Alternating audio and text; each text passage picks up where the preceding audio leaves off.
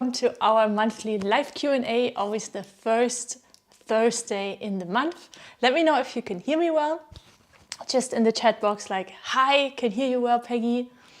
So I know I'm talking to you.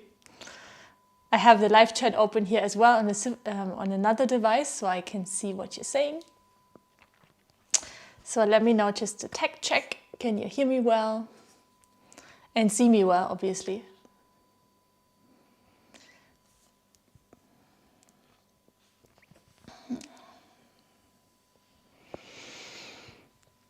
Yes, no?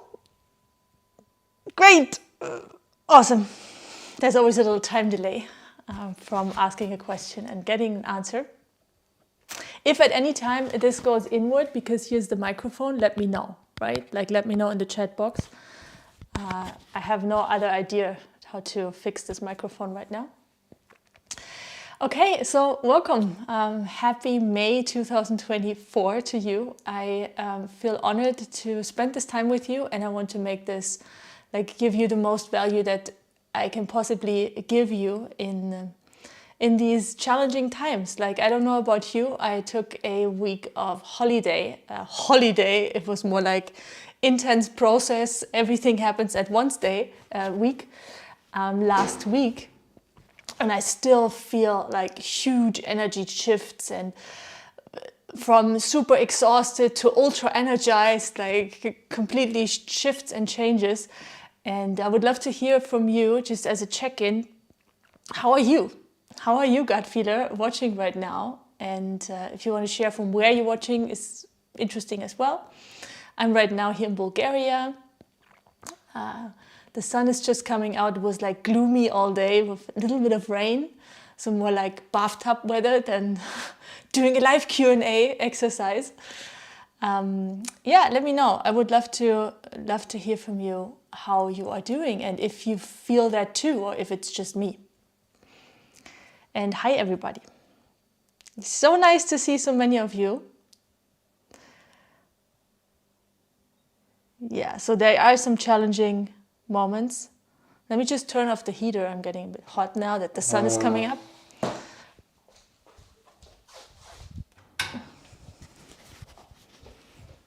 This is exactly what I mean, right? Even the weather shows it. Like, it's sunny, then it rains, then it's sunny, then it rains, then it's cold, then it's too hot. It's crazy. Crazy times.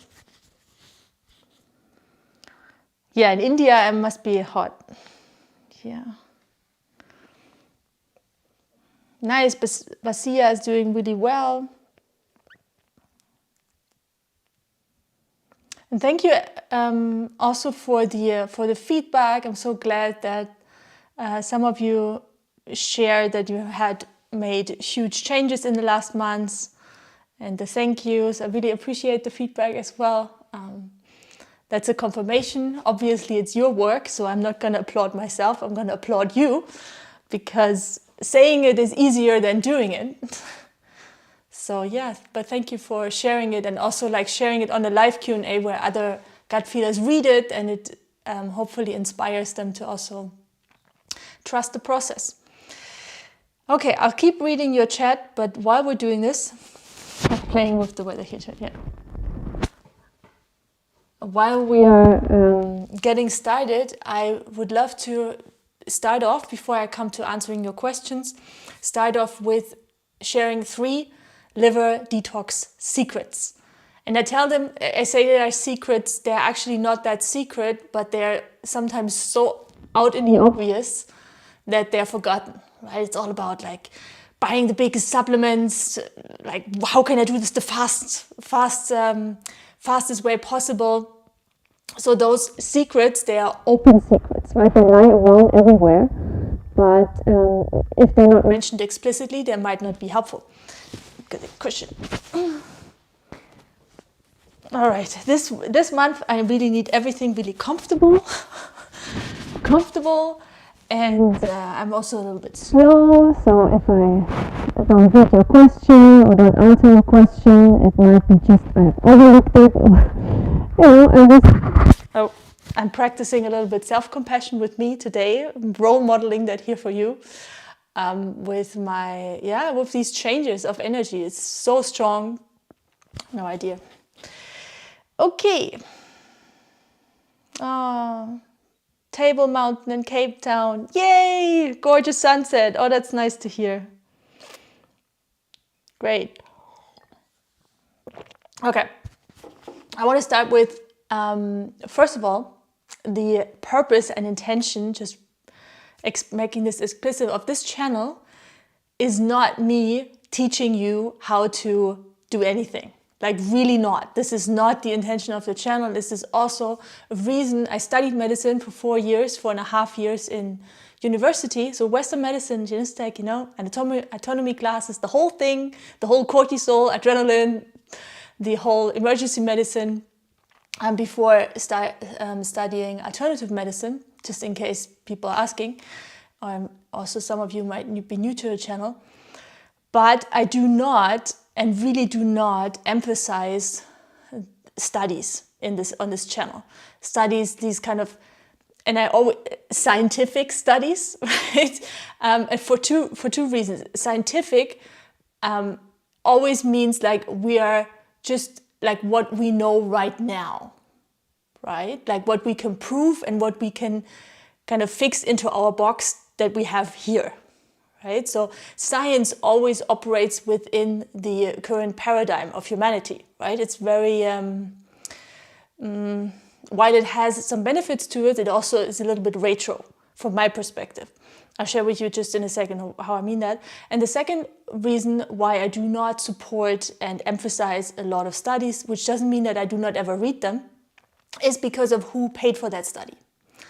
It's very, very rare. Studies are extremely expensive. Laboratory staff, rent for the office, it's even way more expensive than developing a supplement. So studies, they have to be paid for. And the people who pay for that study, basically, especially if it's like lobbies, pharma concerns, even dairy industry, they tell you what the outcome of the study is. And then you as a researcher look for finding how to change it that this could be true, right? Because studies need to be interpreted. It's not that the test result comes out and like, this is what it is. No, you have to interpret the study as well. And anybody of you who is maybe in the scientific field can comment on that, because if you never studied academic science, you might not even know, right? You go to the doctor and they give you results and the doctor interprets that for you and you think that's true. But it's actually not. There's an interpretation range, and this interpretation is in a certain kind of framework. And a framework what is true and framework what is not true, right? And that changes, even shortly over a few years, right? So I do not want to make this too long, but also like giving you a little bit of like making it explicit what this channel is really about. For me, what I want to share with you here is I'm interested in you taking the power back in your hands, in your body, because that's where it belongs from my perspective. I do not want to have all the responsibility. I don't want to be put on a pedestal, like, oh, Peggy, you're the best, right? Thank you very much, but that's not me. I'm interested in you, helping you by role modeling it myself and by sharing what worked for me, because I tried it out with hundreds and hundreds of clients and myself and my family. I want to help you trust your body again. I want to help you to learn how to read your antenna, because the body, from my perspective, is highly, highly, highly, highly, highly intelligent, way smarter than our brain. It's so intelligent, and science has no idea how complex it is. As Western medicine, we still treat the body like a car. Like a car. Like imagine a car in comparison to the body. Like car basically, oh, engine is broken. Okay, we do this, fix that, take the tire off, put a new tire on, right? No. It's like, it's not this kind of brick and mortar kind of hands-on thing. The body is like an energetic living being and has so many different components. And this is just talking about the physical, right? Like we are still in Western medicine treating the body as if this is everything, right? We're not treating the aura layers, we're not treating the energy system, and we're still not understanding EMF, for example, how that affects us. So this is like kindergarten, if not nursery, from what you can have access to as a gut feeler, as somebody who learns more and more to trust the body and ask the body questions, right? The body answers. The body answers. You have a gut feeling, so you can ask your body things, and it's really about not having trained that, right? Nobody is interested. Like nobody is interested in you being powerful and learning about health. Nobody. The pharma industry is not interested. The government is definitely not interested. They want to keep you, like nice and small and controllable, because how powerful are you going to be? One thing is, once one gut feeler understands this power, you're going to go and tell the next gut feeler. It's contagious. Like positivity and this kind of empowerment is even more contagious than negativity. That's my belief system and my experience. Okay, this is getting maybe a little bit esoteric, but important to say. Liver detox secrets. Yeah, let me know. Also, by the way, regarding the questions, there is a format. If you're new to this, gonna come to the questions. I'll just do the liver secrets first, and then I come to your question. 3 question marks in front of the question, which helps me to see what's a question and what's not a question. Please avoid spamming. So don't post your question 400 times in the chat box. This will lead to deletion of your account, of your participation in this chat, because I want this to be an opportunity for every gut feeler to ask a question, and nobody, like 100,000 emojis, everything in capital, screaming like a kid. No, self-responsible adult gut feeler here joining the chat. Thank you for also respecting your fellow gut feelers in the chat and respecting my time. So 3 question marks in front of the question, and I'll do my best to answer as many as possible. Liver detox secrets. Secret number 1. And by the way, if you have any, I'm not going to go on a big slight tangent again, but if you have any liver secrets to share, anything you learned about your liver that you feel could be beneficial for the gut feelers who are joining here on the chat to know, please let us know. Please let us know. What have you learned about your liver that maybe surprised you, that you're willing to share with us? I would love to hear. Okay? What I would like to share, number 1, I have 3. Number 1 is one of the secrets that a lot of those liver flushes and liver detox programs are not talking about because it doesn't sell well, is in order for us to cleanse the liver from toxins, right? The liver cleanses all the time. It's a natural process. The liver is made for detoxing. The liver is not made for all this environmental pollution and all the toxic food and everything. That's not what the liver is made for. And also not for alcohol. Just when people say like, yeah, Peggy, I know my liver is made for this. Liver needs some work. I would like, it's like a liver scream in me, The liver does not need any more work. The liver has enough work. Everybody living on this planet, the liver, everybody included.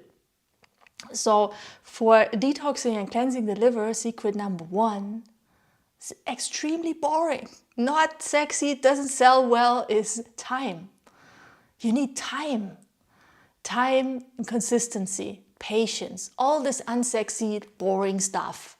There is no liver flush, like flush it all out now. Yeah, the only thing you can do is like make it harder on the liver.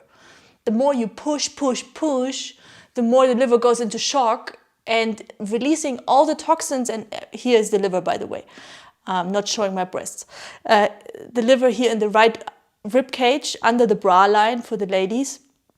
That huge organ, 1.5 kilo, 3 pounds, is very dense, right? It can hold a lot of toxicity. This is also why maybe in your 20s, teens, now it's things are changing and it's earlier, people, they just do all the alcohol and do all the McDonald's and whatever stuff, and they're like, oh, I'm fine, my liver's working, you know, don't care.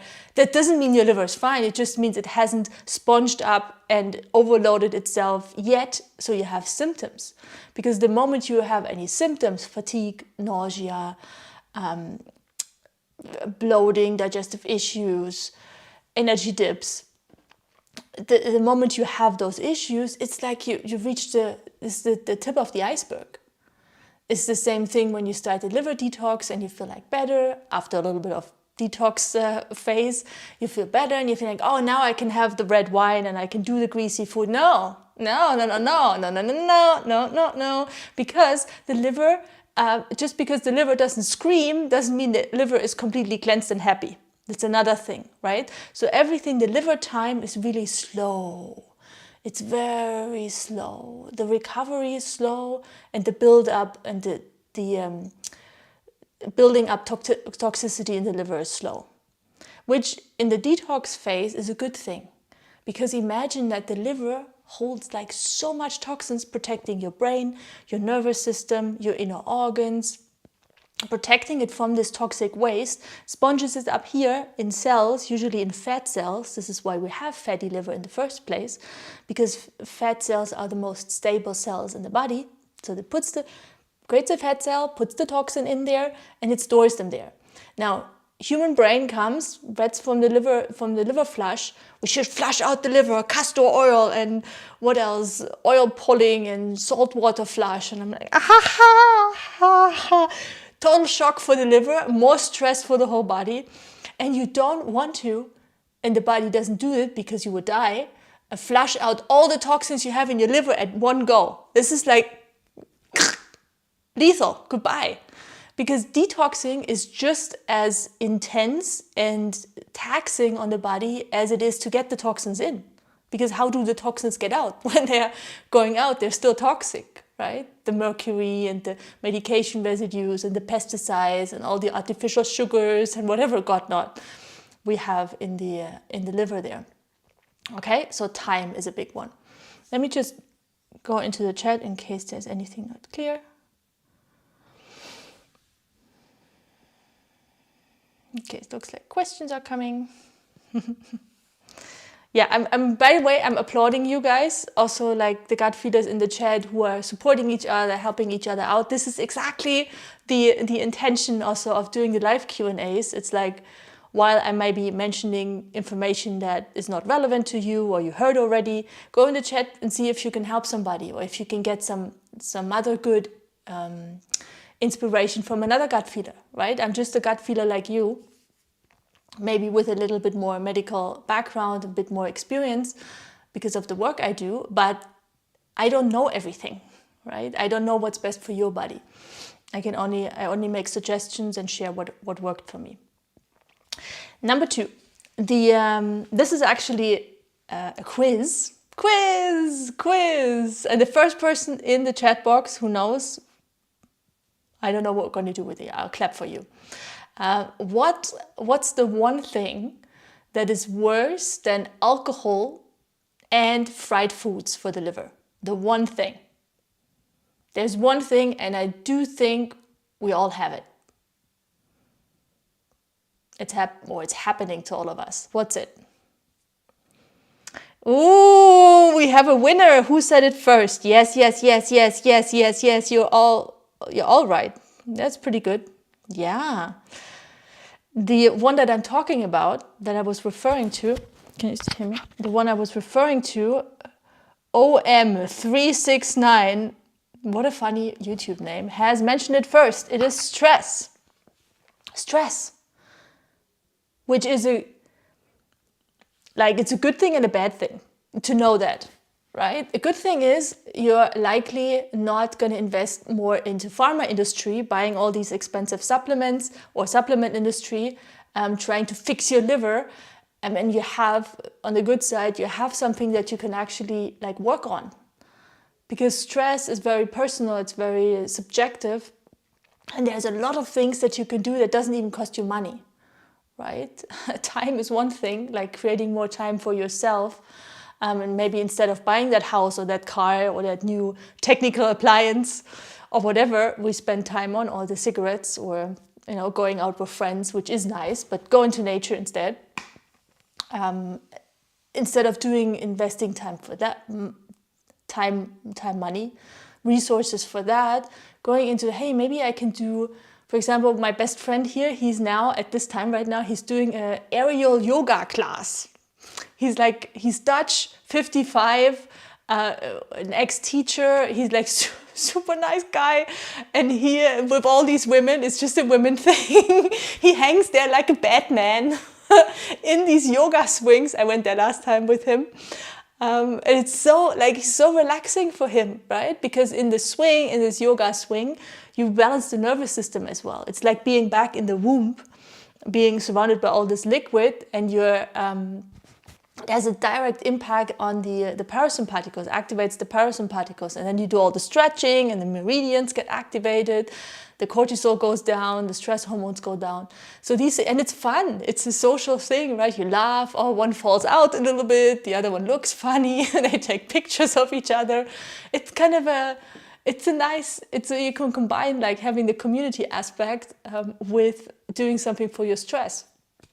I do also notice that for me, what helps me a lot is not just doing stress reducing stuff myself. So doing a bathtub, I have here a really nice fireplace, which I love, those things, but it's also having connection with other humans who are resonating with me, who are resonating with my crazy, maybe a little bit over the top energy sometimes, where I don't have to edit myself in any way. Sport is group sports is one of my biggest favorites ever to reduce stress. Sometimes I have so much energy, I don't know where to put it. I cannot sit in front of the computer or create a video. I just want to, freak out and scream and do all the clap and woof and surf. And I'm totally into volleyball. It's always been my favorite sport on the planet. I do play tennis and table tennis and all this stuff, badminton too, but nothing compares to volleyball. It's the only sport that I watch as well in the computer, like Olympic beach volleyball. It's oh my God, it's my Netflix. Why am I saying this? Yeah, stress reduction. But if you have anything that helps you, gut feeler, that you want to share, helps you with reducing stress and bringing the nervous system back into a state of relaxation, right? Where you get out of the fight and flight and the fear and worry, and somebody mentioned here anger. That's definitely all impacting the liver, and it's not esoteric. It's not a mystery. Even paid for sciences and Western medicine would agree to this, that stress hormones and they do not only impact your liver, they also impact the immune system, right? And the liver has its own unique immune system, which we haven't figured out with Western medicine yet, but for the sake of keeping it within the range, your overall immune system is impacted by what you feel, by what you think. And this is also something that is often more like a secret. When people talk about nutrition, it's important what you eat. Yes, it's important, but if you're eating French fries and you're the happiest person on planet Earth, it's still a good combination, right? Still way better than being super angry, stressed out, and drinking your celery juice. That's how impactful stress is. And I love celery juice. It's my favorite thing ever. Oh yeah, grounding, the barefoot walking. Thank you, Vishen, for mentioning that. Yes, that's one thing I also do. When I go out in the mountains and it's not super freezing, I did it today, take off my shoes, half an hour to rebalance the electromagnetic system, grounding, again, immune support, stress reduction, blissed out afterwards. Okay, last thing I want to mention, because it's already half past.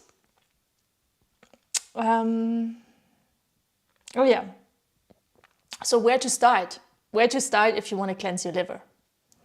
What's the secret there? And one of the things, I just wanted to mention one thing, right? I'm not saying the celery juice because you know that already. If you watched at least one video on YouTube, it's not new. But one simple thing you can do, if you want to take care of your liver and you're in there for the long game, remember secret number 1, time and consistency. One thing that is fairly simple to do that I'm personally practicing for a long time already is to, in the morning, like you got to understand that through the night, maybe you know that already, throughout the night, your liver has the highest possibility for cleansing your body. Because your brain doesn't need energy, you're not thinking, you're not moving. Ideally, you're also not digesting because you haven't eaten right before you go to bed. So all of these functions do not need support, and the liver supports almost all bodily functions with academically said 500 plus function. It's more like 1,500 functions that the liver has for your overall body. So liver is a busy organ. Let's put it that way. In the night, the liver has the biggest chance, together with the adrenals and the kidneys, to detox your body. This is also why sometimes people, they need to go to the bathroom a lot in the night when they do the celery juice and they start detoxing more. It's because of this combination, right? Kidneys, adrenals, livers, they're working together and they're cleansing. And when they want to get stuff out, they want to get it out. So it's not a bad thing, apart from you waking up, obviously.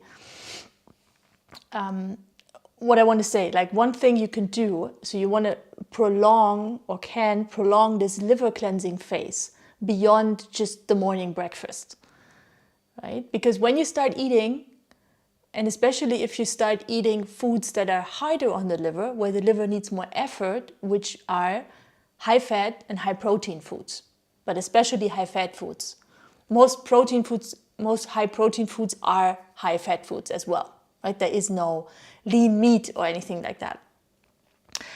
So the thing I want you you to inspire you to suggest, if you want to start cleaning your liver, doing on a long term, to maybe until 12 p.m., 1 p.m., depending on when you wake up, to like prolong this cleansing period. If you want to eat breakfast, eat fruits.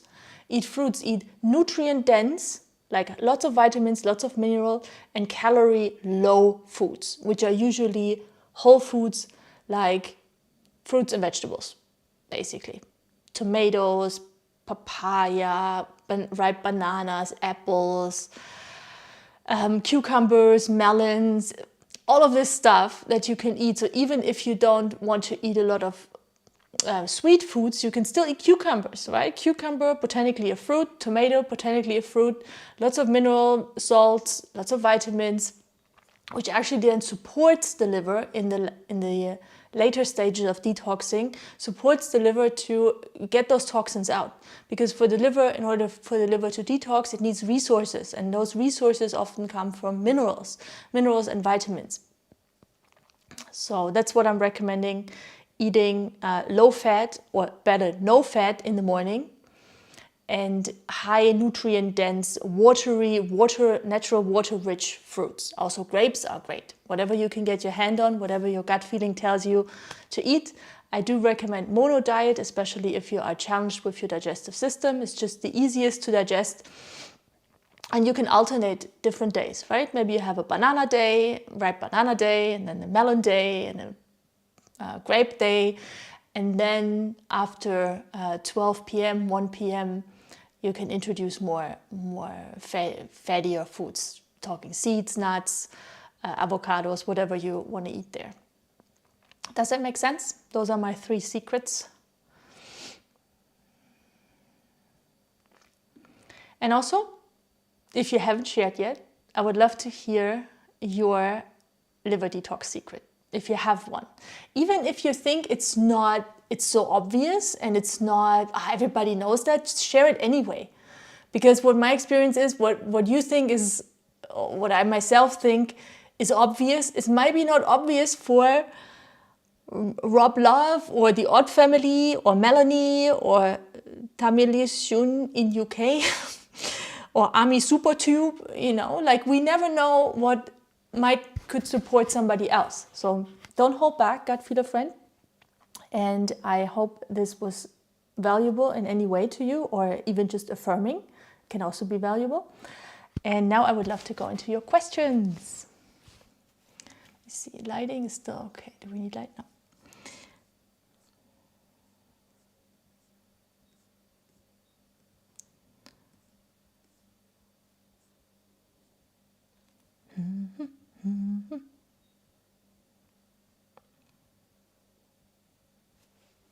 Okay, Orissa. I'm going to start with Orissa. I think that's the first one. Any advice for chronic UTIs? I've tried everything. Well, you likely haven't tried everything. If not, you wouldn't have UTIs anymore.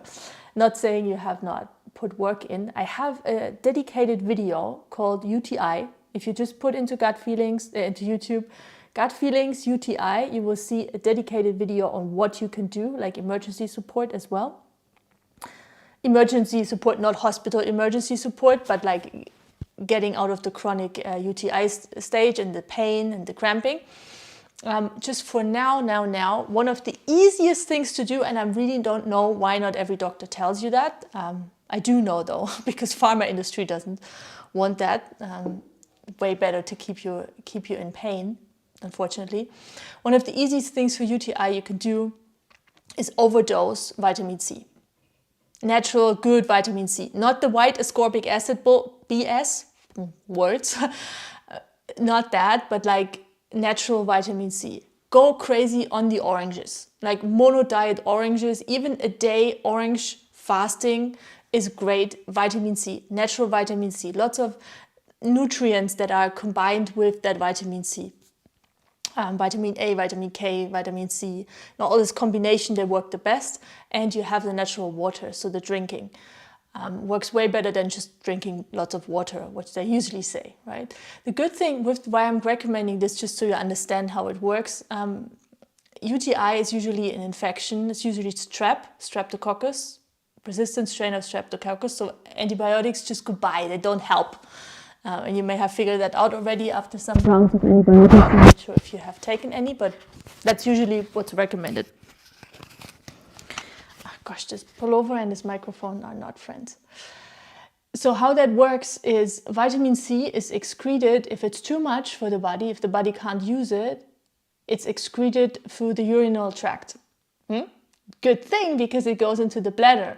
Vitamin C, natural vitamin C, is antibiotic. It's an antibiotic. It kills streptococcus, it kills pathogenic bacteria, fungus, and at the same time supports your immune system. It's also anti-inflammatory, which, bladder is inflamed. That's why it hurts, and the urinary tract as well. So then the vitamin C goes into your bladder and basically does the job there. So vitamin C, the good thing about vitamin C, if it's natural, it doesn't have any negative impact if you overdose it. The only thing that can happen is that you got a little bit diarrhea for a moment, or need to pee a lot, which is not a bad thing, as long as you are staying hydrated. Yeah? And check out the video about UTI. Hope that helped. Let me know. Is coconut oil good to cook in? Divya Anil Kumar. Sounds like India. Yes. Personally, this is the only oil that I use for cooking, especially if I want to, if I have a pan and I want to put some onions in, caramelize some onions without sugar. I don't know why I say caramelize. Or do like a stir fry. I usually use like a tiny bit of coconut oil. I almost never use a lot of oil, just because, I want to support my liver. The body doesn't need isolate the oil. And seeds and nuts and avocado, they have enough fat. So I do not fry any stuff though.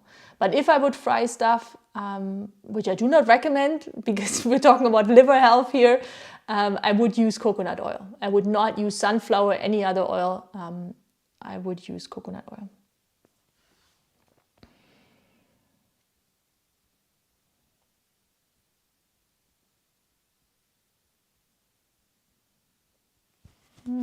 Somebody asks about Rob Love. What do you think about Tutka for liver support? I don't know what that is. Sounds like a supplement. If you want to if you want to let me know what exactly it is, I can comment on that.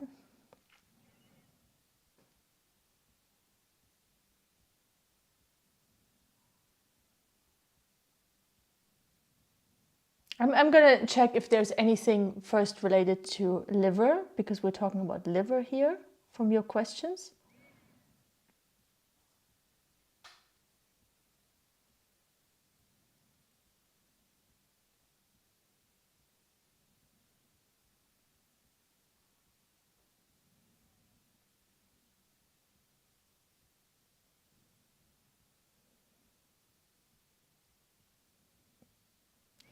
This is a good one, Alison, because that I think might speak to a lot of gut feelers.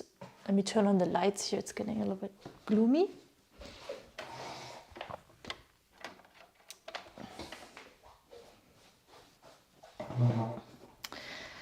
And Alison asks about chocolate. I'm addicted to chocolate. How do I get off the chocolate? I understand. It's delicious. Let's put it that way. The thing about chocolate, right? Like if we talk about addiction, I usually ask gut feelers, like, what's the benefit you get off eating chocolate, right? Like there is a reason why we are addicted. It's not just because we're stupid, you know, especially if you know that it's maybe irritating your nervous system. It acidifies the liquid in between the cells, so it's not the best thing to eat. Why would you eat it? You know, this is how addiction works. So one thing about that I would ask myself, Alison, is what does it give me? What's the purpose or the benefit I get from eating the chocolate? Maybe that is I relax. Maybe it's like I give myself a treat, right? I bring more sweetness into my life. Also for everybody sugar addicted, like bad sugar addicted, kind of cookie munchers. Like what's the purpose of that? Chocolate has a huge impact on the nervous system, right? It can stimulate the nervous system.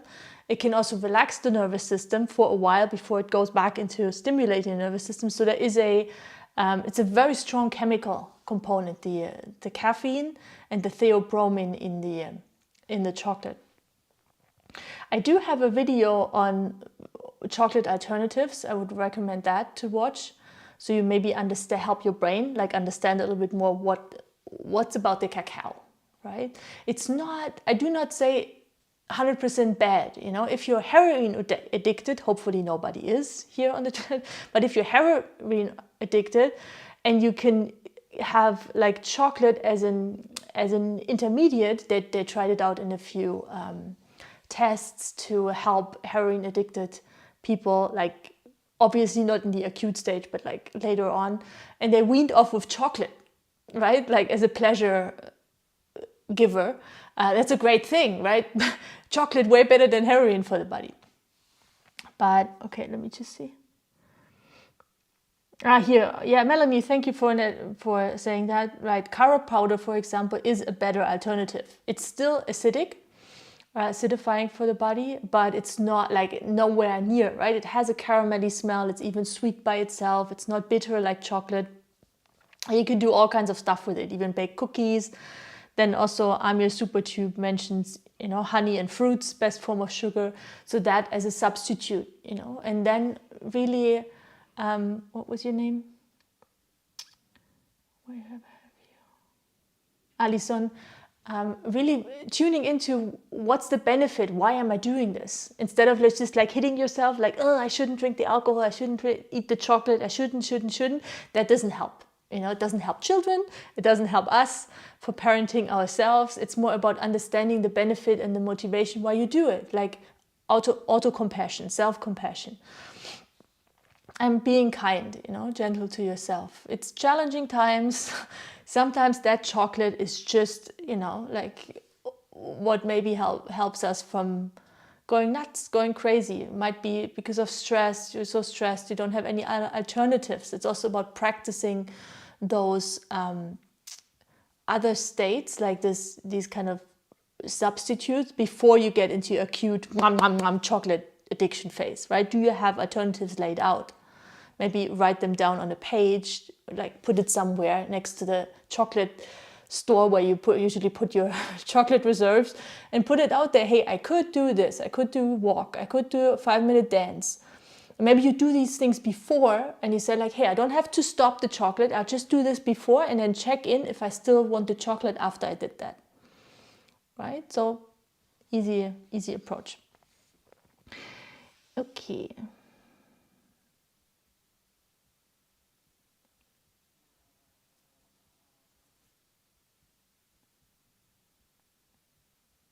Penny Coyote.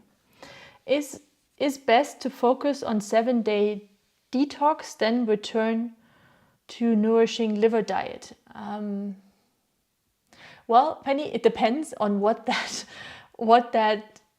7-day detox includes, right? If that 7-day detox includes you eat a lot of fruit, you know, you're really kind to your body, you maybe do a mono fruit week, or you are kind of going crazy on the broccoli or the artichokes or whatever, on the asparagus, great, amazing. If that means you want to go for liver flashes and saltwater flashes and take all kinds of crazy, often in alcohol diluted herbs that totally blow out your system, definitely not recommended. Again, maybe you put that in the chat before I mentioned the time. Thing is all about time. So my approach, the gut feelings approach, is all about gentle. It's about treating the body really like a superior being. It's not treating the body as something, you know, like, oh, I've got to fix that, it's not working, you know, like a car. Your body is like a highly intelligent being. It knows why it does the stuff the way it does it. So if anything, I want to collaborate with my body. I want to offer things. This is also a reason why I never would recommend anybody, unless it's a life-threatening situation, to inject stuff in the body. Like, there are gut feelers who told me they're going for vitamin B12 injection or vitamin C injection. Injection is the worst thing. The body cannot choose, you know, like the body, if you put it straight into the bloodstream or in the muscle, the body cannot choose to absorb it or not. If you eat it, it's still kind of invasive in that sense, but the body can still say, like, the gut has this mechanism where it can say yes, no, we want this, we don't want this, we don't. So like the gut feelings approach is all about really treating the body not even just as an equal, but as something that is more intelligent than we might yet understand, right? Like allowing myself also to be surprised. Asking the body, hey, do you want this? Do you want that? So, yeah. We have a new member, Gut Feelings member. Hello, welcome. Let me know if that answered your question, Penny, please.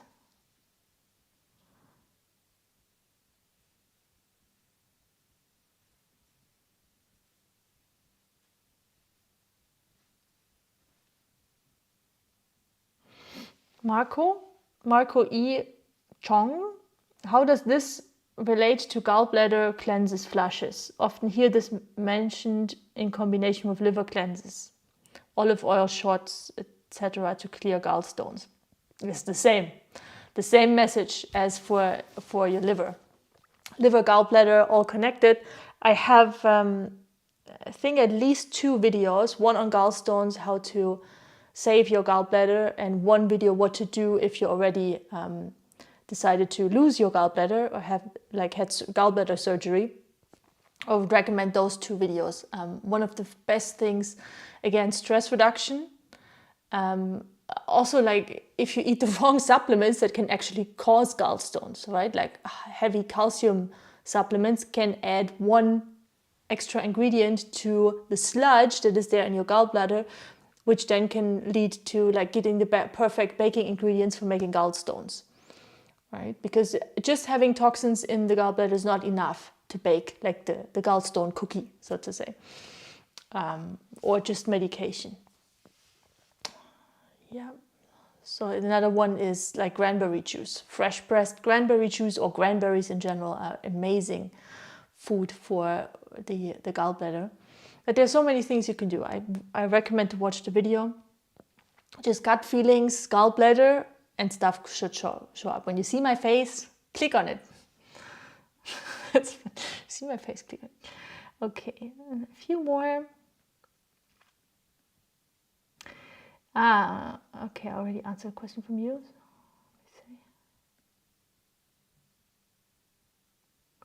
The Odd Family. What a funny name. Wonder if you also have a YouTube channel. How do we support the thyroid and adrenals naturally?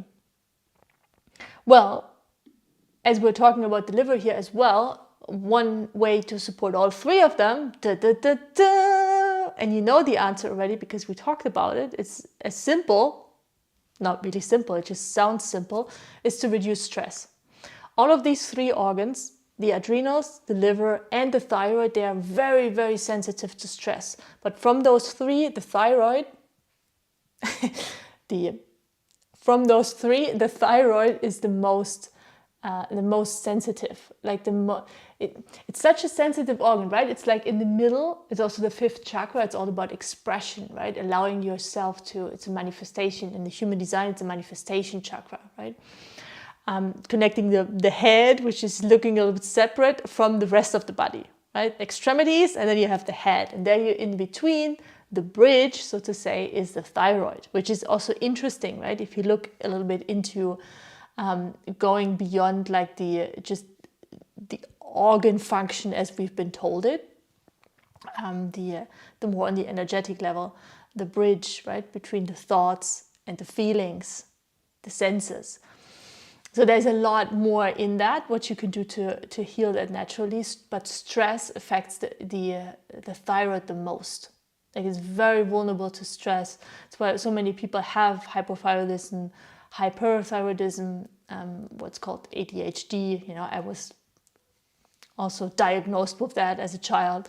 Like I just have energy, you know, and the school system is really not working for people, for creative people who are not be put down easily. Yes, so stress, really looking about like stress is what I would look at the most. That's the most important one. And then again, blah, blah, repeating that, but like look into the YouTube videos that are already there. Gut feelings, thyroid, gut feelings, adrenals. There's quite a lot of information which you can do detailed, but like the one big thing that has the biggest impact on everything is stress or relaxation on the other side, getting out of the fear, fight and flight mode, right? The adrenals start firing when there's stress in the body, stress in your emotions, when you think like you have to run, you're not safe. A lot of the esoteric side note, a lot of the energy that I pick up on right now, what's happening like collectively as humanity, and you might relate to that or not, up to you, is this sense of like the base is shaky, right? Which causes stress. If I don't feel safe as a human, all my stress hormones go on. I go into fight and flight mode. I go into protection, right? I contract. My immune system, my immune response goes high up. So the immune system is firing all the time and trying to protect. Allergies go up. Food intolerances go up, right? I'm much more reactive. I'm condensed like this, even in the night, right? Like, the breath goes down, like the breath goes shallow. Less oxygen to the brain. It's all connected. It's all one thing, right? With the war and what's happening, all over the place now. Okay. Next.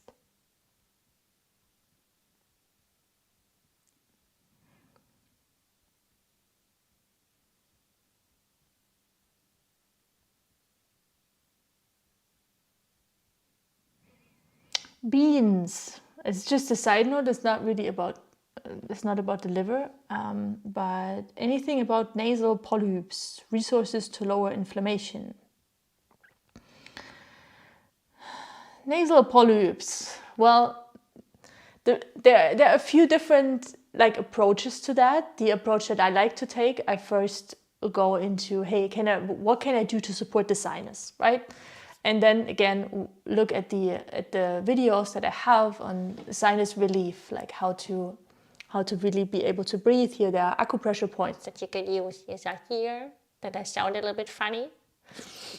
If you do that and you talk, they sound the same. Just 30 seconds, pressing here where the nasolabial line is, this way, where it starts, right next to the fly. It's an acupressure point. That can help if you do that regularly. A great way to decongest and lower inflammation in the sinus area, and also great for headaches. Those are some things. If they are really, really, really big and you can't breathe and you sleep bad, having surgery sometimes helps, but then you want to follow up, right? Because there's a reason why they are there.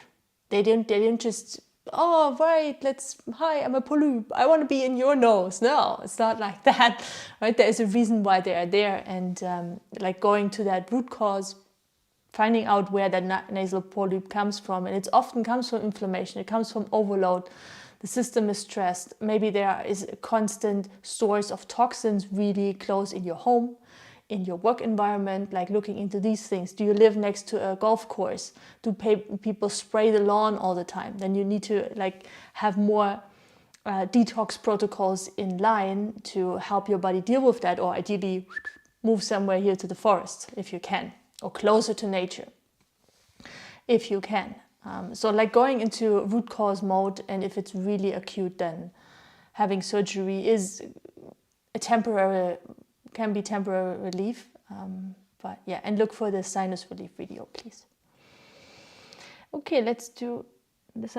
You follow, I saw Tuka. 1 second. So many questions.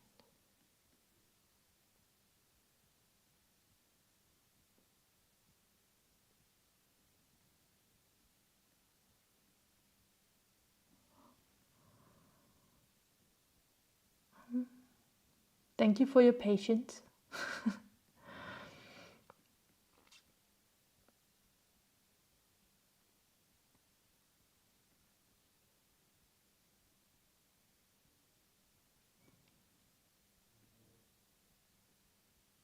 I saw it somewhere here.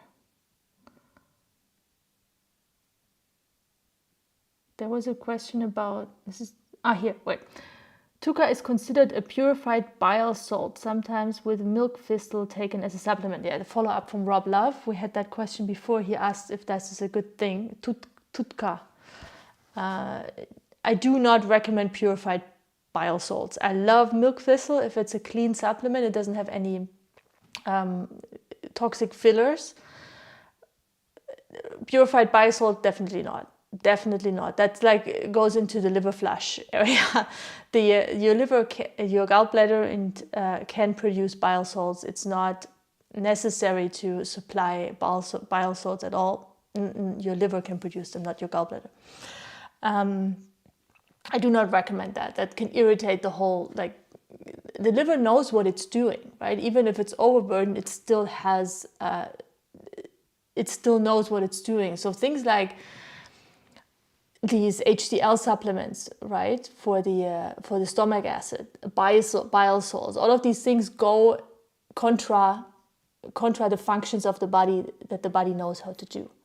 So I want to support the functions, but I don't want to offer things that the body actually produces itself. If that makes sense. I know it's a bit spongy, but so the short answer, Tutka, no. Milk thistle, yes. Okay. All right, okay, guys.